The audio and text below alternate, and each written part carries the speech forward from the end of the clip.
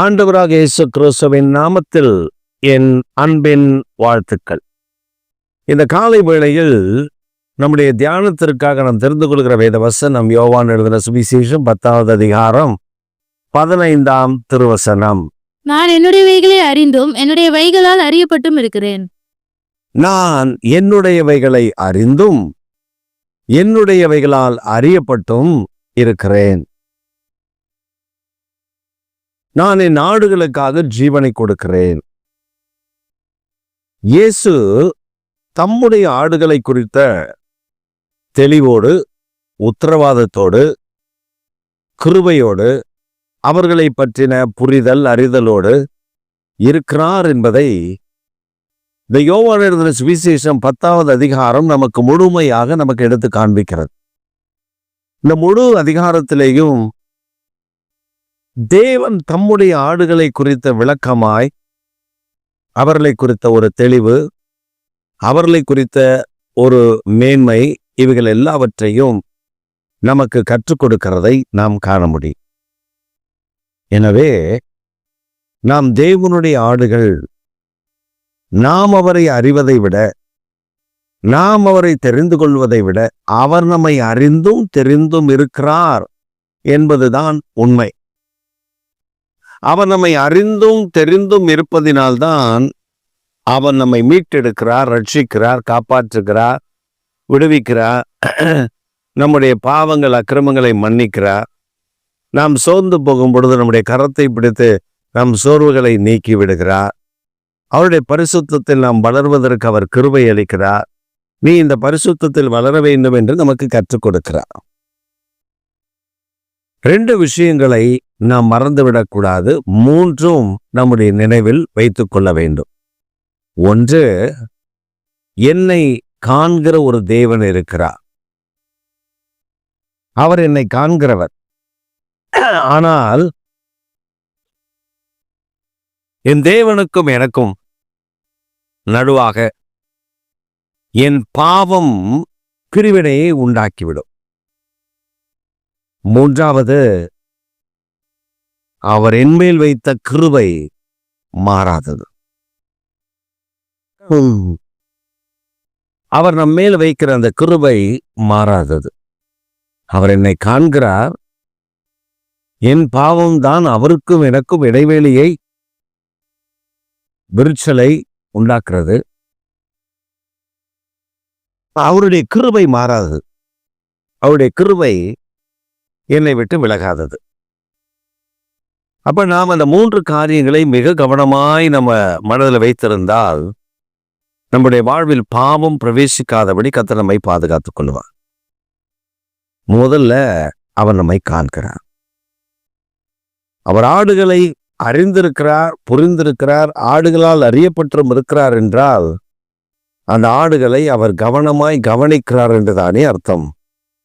அந்த ஆடுகளை குறித்து கவனமான எண்ணம் அவருக்கு உண்டாய் இருக்கிறது என்றுதானே அர்த்தம். அவர் அந்த ஆடுகளுக்காக ஜீவனை கொடுக்க போகிற கர்த்தர் அந்த ஆடுகளை குறித்த மிக அக்கறையோடு, மிக கரிசனையோடு அவைகளை நடத்துகிறார். ஆதலால் அவர் அந்த ஆடுகளை கவனத்தோடு பார்க்கிறார். அது இந்த ஆடுகள் வேலியை தாண்டாதபடிக்கு, இந்த ஆடுகள் தப்பி போகாதபடிக்கு, இந்த ஆடுகள் போய் எங்கேயும் மிருகத்தின் இடத்துல மாட்டிக்கொள்ளாதபடிக்கு, வேலியில் சிக்கிக்கொள்ளாதபடிக்கு கர்த்தர் அவைகளை கவனத்தோடு கவனிக்கிறார்.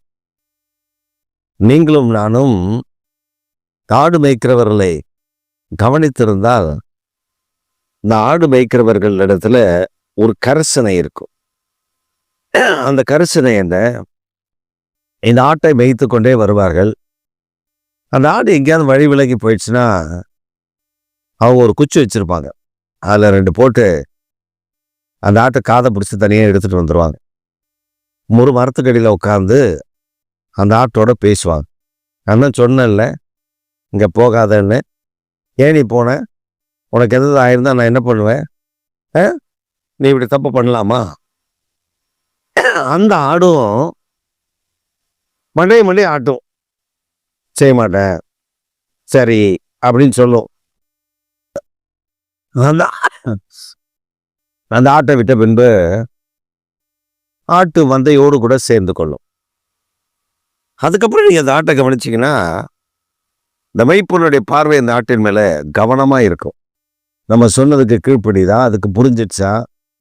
அந்த மெய்ப்பனுக்கு தெரியாது அதுக்கு புரியுமா புரியாதான்னு. ஆனா அந்த மெய்ப்பன் அதை கூப்பிட்டா வந்து நிற்கும். வெள்ளச்சி, கருப்பச்சி, சிகப்பச்சி, நெட்டை, குட்டை, அவன் பேரு. இந்த மெய்ப்பன் ஆடுகளுக்கு வைக்கிற பேரு. வெள்ளச்சி பிள்ளைகளானா வரும். அந்த அந்த மாதிரி ஏன் நான் சொல்றேன்னா, எனக்கு ஒரு ஒரு ஒரு மனிதனை தெரியும். அந்த மனிதனுடைய பேர் குப்பன். அந்த மனிதன் ஆடு மேய்க்கிறவன். இந்த கிராமங்களில் மரக்காணம் அந்த பக்கத்தில் இருக்கக்கூடிய முறுக்கேரின்னு ஒரு கிராமத்தில், அதை சுற்றி சிறுவாடி, முறுக்கேரி, வேப்பேரி அப்படின்னு சொல்லி பல கிராமங்கள், மின்னம், அதெல்லாம் நிறைய கிராமங்கள் இருக்கு. இந்த கிராமங்களை சுற்றி வருவான் இவன். இந்த ஆடுகளை கொஞ்சம் ஒரு 50-100 ஆடுகளை வச்சுட்டு அதை சுற்றி வருவான். கடை போட்டிருப்பாங்க. அந்த கடையில் இவனும் போய் படுத்துக்குவான். அங்கே ஒரு இது இருக்கும், ஒரு டென்ட்டு மாதிரினா ஒரு கீத்து போட்டு ஒரு 4 குச்சியில் நடுவில் போட்டிருப்பாங்க. இவன் போய் படுத்துக்குவாங்க. இந்த ஆடுகள் இவன் பகல் நேரத்தில், உஷ்ணமான நேரத்தில் போய் அங்கே படுத்துருவான். இந்த ஆடுகள் மேயும். இவன் ஒரு விசில் அடிப்பான். அந்த ஆடுகள் அப்படியே ஒன்றா கூடும். அப்படியே எண்ணுவான். அவன் கண்ணாலே எண்ணுவான். எண்ணிட்டு இது அடிக்கடி இது தப்பு பண்ணுது பாரு அப்படின்னு அவனா பேசுவான். ஏஞ்சி போவான். அந்த ஆடு எங்கேயாவது எல்லை தாண்டி போய் நிற்கும். எல்லை தாண்டி இருக்கும். அது அவனுக்கு தெரியும், இந்த திசையில தான் அது போகணும். போய் கரெக்டாக பிடிச்சி இழுத்துட்டு வந்து 4 போட்டு போவியா, உன்னை நம்பி நான் போய் படுத்தா நீ என்ன வேலை பார்க்குற அப்படின்னு அதுக்கிட்ட பேசுவான். பேசுறது மட்டும் இல்லை, அந்த ஆடுகளை ஒரு குறிப்பிட்ட காலம், 1 வருஷம் 2 வருஷம் கழிச்சு அந்த கிடாக்கள் அல்லது வயசான ஆடுகளை கொஞ்சம் கழிப்பாங்க. அதெல்லாம் கழித்து அதை ஆடு வெட்டுற கடைக்கு, கறி கடைக்கு அனுப்பிடுவாங்க. அப்போ இவன் அதெல்லாம் கழித்து அனுப்பிட்டு மீதமான ஆடுகள் குட்டியெல்லாம் போட்டிருக்கோம், அதெல்லாம் நல்லா பராமரித்து அப்படி பாதுகாத்து வருவான். அதுக்கு ஏதாவது ஒரு நோய் வந்துருச்சுன்னா இவனுக்கு நோய் வந்த மாதிரி துடிப்பான். அவன் இப்போ பூமியில் இல்லை, அவன் போயிட்டான். ஆனால் அவன் ஆடுகளை மேய்க்கிறத நாங்கள் பக்கத்தில் சில நேரத்தில் நாங்கள் பார்த்துருக்கோம். அவன் எடுத்துகிட்டு போகிற சாப்பாடு, அவன் எடுத்துகிட்டு போகிற கூடு, அவன் எடுத்துகிட்டு போகிற கஞ்சி, அதை சாப்பிட்டுட்டு காலையில் ஒரு 7 மணிக்கு போகிறவன் சாயந்தரம் ஒரு 6 மணிக்கு தான் வருவான். ஆடுகளெல்லாம் கடையில் பிடிச்சி போட்டுட்டு அப்புறம் அவங்க அப்பா போவார் அந்த நைட்டில் பார்த்துக்கிறதுக்கு. அவங்க அம்மா அப்பாலாம் போய் அந்த டென்ட்டில் தங்கிடுவாங்க. இவன் வீட்டுக்கு வந்துடுவான். காலையில் எழும்பி அவனுக்கு வச்சுருக்கிற கஞ்சை எடுத்து ஊற்றி ஒரு தூக்குப்பாசில் எடுத்துகிட்டு போயிடுவான். இதுதான் அவனுடைய ரொட்டீன் ஒர்க். அவன் காலையில் எழும்பான். படிப்பறிவுலாம் ஒன்றும் கிடையாது, படிக்கலாம் இல்லை, வெத்தலை பாக்கு போட்டு எப்போதும் வெத்தலை பாக்கிலே தான் இருப்பான். ஆனால் ஆடுகள் அவனுக்கு கீழ்ப்படியும், அதை பார்க்க முடியும். ஒரு சாதாரண மெய்ப்பனுக்கு அவனுடைய ஆடுகள் கீழ்ப்படியுதுன்னா, பரம தகப்பனுடைய ஆடுகளாகிய நாம நம்மை குறித்து அவர் மிகுந்த அக்கறை உள்ளவராய் இருக்கு. அதனால அவர் நம்மை காண்கிறார். நமக்கு அவருக்கு இடைவெளி எப்போ வரும் அப்படின்னா, நம்ம மீறி நடக்கிறோம் தெரியுமா. ஆண்டவர் சொன்ன வழியை விட்டுட்டு நம்ம மீறி எக்ஸ்ட்ரா போய் நமக்கும் மெய்ப்பனுக்கும் ரொம்ப தூரம் போயிடுவோம். அப்புறம் அவர் தேடி வருவார். நம்ம ஆட்டை காணாமே தேடி 4 போட்டு அப்படி கொண்டு வருவார். 3வது, அவர் கிருபை மாறாது. இப்போ இந்த ஆட்டுக்கு ஒரு கிருபை, அந்த ஆட்டுக்கு ஒரு கிருபை கிடையாது. அவர் ஆடு, அவர் மெய்ப்பன், மந்தை அப்படின்னு வந்துச்சுன்னா ஈவனை தான் பார்ப்பார். அந்த ஆட்டுக்கு ஒரு 10 மூட்டை இதை போடுப்பா, புல்லை போடுப்பா, இது இருக்கு பாரு கீழ்ப்படியாதது, இதுக்கு புள்ளையே கண்ணில் காட்டாத, அப்படியே போகுது அப்படின்னு சொல்ல மாட்டார். அவர் புல்லுள்ள இடங்களில் மேய்த்து அமர்ந்த தண்ணீரை கொண்டு போய் அவர் தேற்றுகிறார், ஆத்துமாவை தேற்றுகிறார். அப்போ தான் ஆடுகளை அவ்வளோ பக்குவமாக பார்த்து கொள்ளுகிறார். எந்த ஆடு எவ்வளோ சாப்பிடுது, எந்த ஆடு எவ்வளோ சாப்பிடலை. மெய்ப்பன் அப்படி பார்த்துட்டே வருவார்.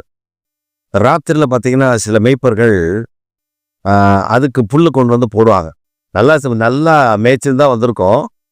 ஆனால் சில புற்களை, சில தண்ணியை, புண்ணாக்கு தண்ணி, தவிட்டு தண்ணி, இப்படி பருத்தி கொட்டை தண்ணி, இப்படி நிறைய தண்ணி வைப்பாங்க.